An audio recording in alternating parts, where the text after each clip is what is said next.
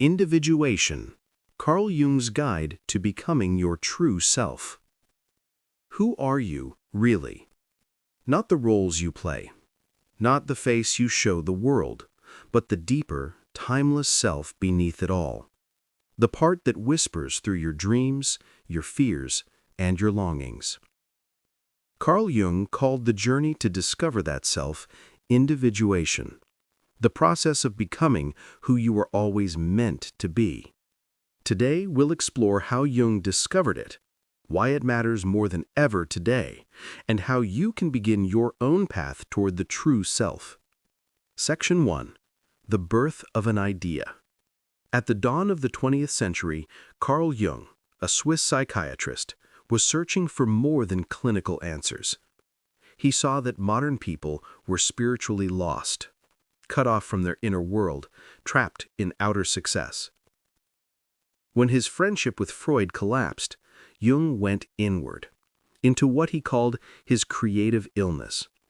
There, through dreams, visions, and dialogues with his unconscious, he discovered a living process within the human psyche, a natural urge toward wholeness.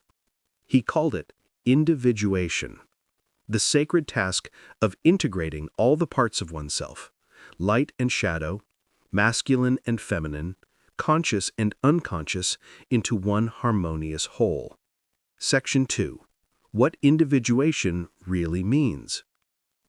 Individuation is not about becoming perfect, it's about becoming whole. Most of us identify with just a fragment of who we are, the ego, the I, that says, "This is me." But beneath that mask lies the self, a greater intelligence, the organizing center of the entire psyche. The self speaks through symbols, intuition, and dreams, and the ego's task is to listen, to form a conscious relationship with that deeper source. In Jung's words, the privilege of a lifetime is to become who you truly are. That is the essence of individuation, the unfolding of your soul's blueprint, your unique pattern in the collective web of humanity. Section 3. The shadow, facing the hidden self. The first step of individuation begins in darkness, with confronting your shadow. The shadow holds everything the ego rejects, your anger, jealousy, guilt, trauma, but also your hidden strength, creativity, and authenticity. You meet the shadow when you're triggered, when someone's behavior annoys you, when you act out of character. Jung said, "One does not become enlightened by imagining figures of light, but by making the darkness conscious." Integrating your shadow doesn't mean approving of it. It means owning it. Because only when you face your darkness can you truly stand in your light. Section 4. The anima and animus, the inner union. After meeting the shadow, the next threshold is the anima and animus, the inner feminine within the man and the inner masculine within the woman. Jung saw these as psychological bridges to the soul, the balance of reason and feeling, action and intuition. When you deny your inner opposite, you live half a life. But when you embrace it, you awaken the full spectrum of your humanity, your ability to love deeply, act wisely, and create freely. This is the sacred marriage within, the union that births the wholeness of the self. Section 5. The self, the inner center. At the heart of individuation lies the self, the divine center that guides the psyche toward wholeness. You catch glimpses of it in dreams, a glowing mandala, a wise figure, a radiant child, symbols of totality. Jung believed the self is both personal and transpersonal, a spark of the divine within the human soul.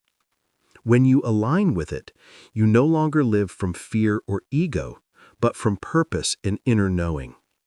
You become an instrument of something greater, a vessel for consciousness to express itself through you.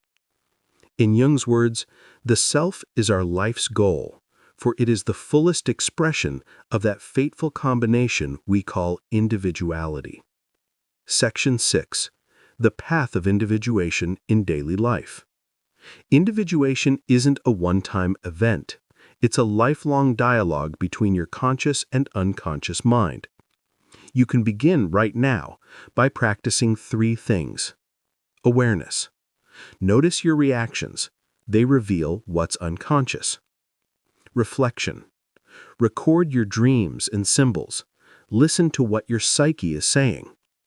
Integration. Don't reject parts of yourself. Bring them into dialogue.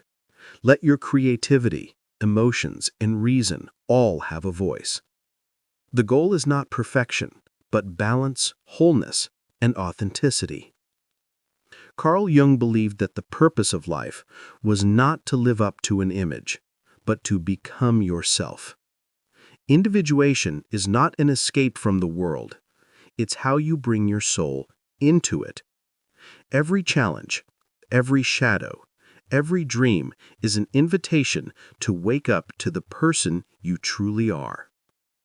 What part of yourself have you yet to meet? Tell me in the comments below. And if you're ready to explore Jungian psychology, dreams, and the deeper patterns of the soul, don't forget to like, subscribe, and share this journey with someone who's searching for meaning. Because in the end, the journey of becoming yourself is the greatest adventure of all. Moon.